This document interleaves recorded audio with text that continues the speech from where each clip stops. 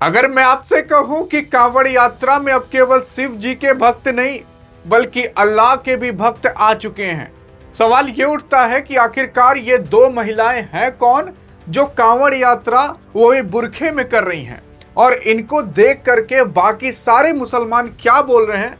अरे हद तो तब पार हो जाती है जब एक मुसलमान ने डायरेक्ट ये बोल दिया कि ये आतंकवादी है।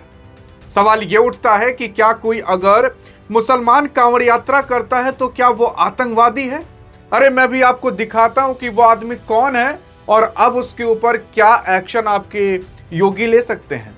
यार अगर आप देखने की कोशिश करोगे तो हाल फिलहाल ये दो महिलाएं काफी ज्यादा प्रचलित हो रही हैं कांवड़ यात्रा के अंदर, जहां पर दो महिलाएं बुर्खा पहने हुई हैं और भगवा कलर का दुपट्टा भी ली हुई हैं और फिर उसके बाद हाथ में गंगा जल और कांवड़ यात्रा के लिए निकल चुकी हैं। अरे पूरी कहानी है क्या, शुरुआत से चर्चा करते हैं और देखते हैं फिर इनको देख करके बाकी सब क्या बोले हैं। और जब ये वहां पहुंची कांवड़ यात्रा के स्थान पर तो वहां के लोग कैसे स्वागत किए, सुनिए तो सही। मुजफ्फरनगर में दो मुस्लिम महिला थी जो कि हरिद्वार से कांवड़ में गंगा जल लेकर पहुंची। गाजियाबाद निवासी की एक थी जिसका नाम तमन्ना मालिक था और दूसरे का नाम अनीशा। अब ये दो के दोनों हरिद्वार से गंगा जल लेकर कांवड़ यात्रा के लिए निकली। अब दोनों का नाम याद रखे रहिएगा, एक का नाम है तमन्ना और एक का नाम है अनीशा। अनीशा जो आप इस औरत को देख रहे हैं इनका नाम है और तमन्ना जो आप इन मोहतरमा को देख रहे हैं ये इनका नाम है।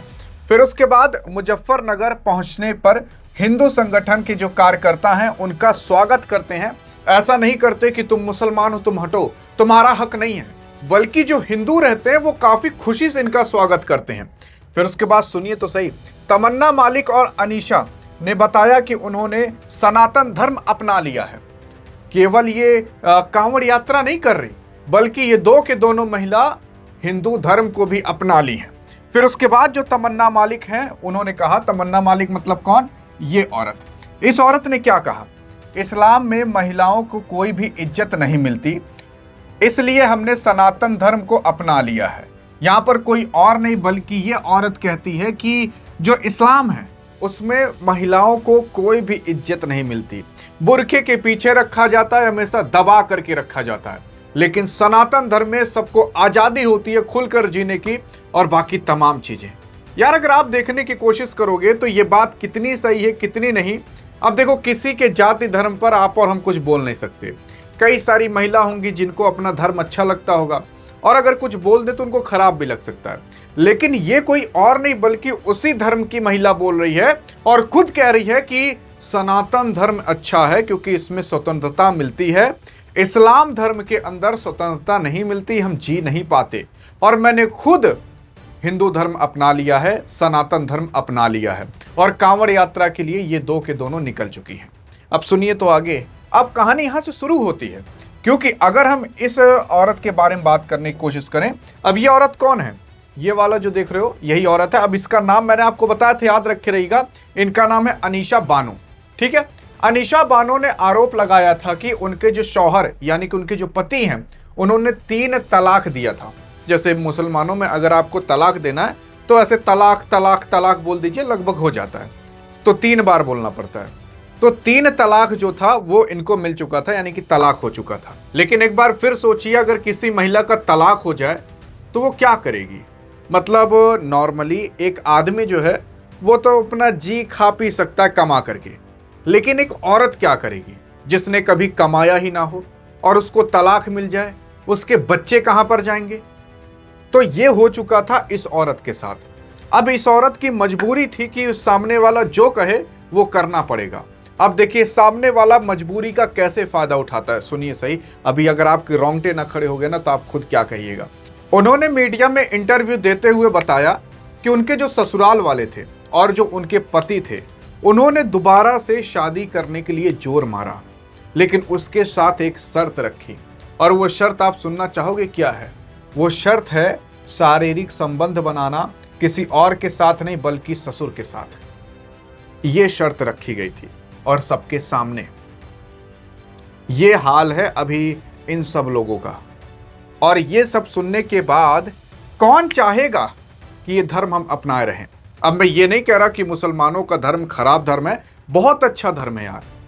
और हिंदू का भी बहुत अच्छा धर्म है, लेकिन सबका एक एक होता है ना नजरिया देखने का। किसी का नजरिया अच्छा होता है, किसी का नजरिया खराब होता है। तो मैं आपको इस औरत का नजरिया बता रहा हूं, और इस औरत ने क्यों अपना धर्म परिवर्तन किया, यानी कि मुसलमान से हिंदू बना, वो आप देख लीजिए। लेकिन अब जब ये दोनों महिलाएं आ जाती हैं कांवड़ यात्रा के लिए, बवाल तब मच जाता है। यार आप कौन होते हो कि अगर कोई भी अपना धर्म परिवर्तन कर रहा है, मुसलमान से हिंदू बन रहा है, तो आपकी औकात क्या होती है कि आप आकर बोल दीजिए। एक ठो मौलाना उठकर आया, इसको ज्यादा कखरौचिम खुजली मच रही थी, तो आकर ये बोलता है, कहता है कि शिव भक्त नहीं है ये तो आतंकवादी हैं। सोच कर देखिए, इसके पहले भी ये कुछ बयान देता है, मैं एक तरफा नहीं बोलूंगा, इसके पहले ये बयान देता है कि कुछ लोग हैं जो दारू पी रहे हैं, कुछ लोग हैं ये कर रहे हैं वो कर रहे हैं। अरे चलो पी रहे हैं, माना पी रहे हैं और वो गलत कर रहे हैं, और मैंने 4 से 5 वीडियो पीछे बताया कि ये सब कांवड़ यात्रा के अंदर हो रहा है, बताया कि नहीं। डीजे तेज बज रहा है, डांस हो रहा है, यह आपने और हमने आवाज उठाई ताकि सरकार जो है इन सब पर रोक लगा सके। लेकिन मैंने आपको यह भी बताया था कि कांवड़ यात्रा के लिए टोटल 3 से 5 करोड़ लोग निकलते हैं, और उस 3 से 5 करोड़ में 300 से 500 लोग ऐसे होते हैं जो उपद्रवी होते ही होते हैं। चाहे हिंदू हो, चाहे सिख हो, चाहे ईसाई हो, चाहे जो धर्म हो, हर धर्म में कोई ना कोई पाए जाएंगे जो धर्म को बदनाम करते ही करते हैं। लेकिन उन्हीं 200-400 लोगों की वजह से पूरा धर्म बदनाम हो जाता है। और ये मौलाना आकर क्या कहता है जानते हो? ये कहता है कि ये जितने लोग कर रहे हैं ना, ये सारे के सारे आतंकवादी हैं। अब आतंकवादी कौन होता है पता है? जो यहां पर पूरा बम लगाए रहे, जो जिसका उद्देश्य ही हो कि सामने वाले को मार देना है। अरे अगर वो दारू भी पी रहे हैं तो वो आतंकवादी नहीं हो गए, माना कि गलत कर रहे हैं, माना कि उनको 4 लठ पड़नी भी चाहिए, लेकिन हैं वो भारतवासी ही। 4 लठ पड़ने के बाद वो सुधर भी सकते हैं, आगे चल करके क्या पता साइंटिस्ट भी बन सकते हैं। तो हम हर वीडियो में सुधारने की बात करते हैं, इनकी तरह आतंकवादियों की बात नहीं करते। अगर बच्चा बिगड़ गया तो 2 चाटा मार करके उसे सुधारा जा सकता है कि ये कह दोगे कि मेरे घर में आतंकवादी बच्चा पैदा हो गया।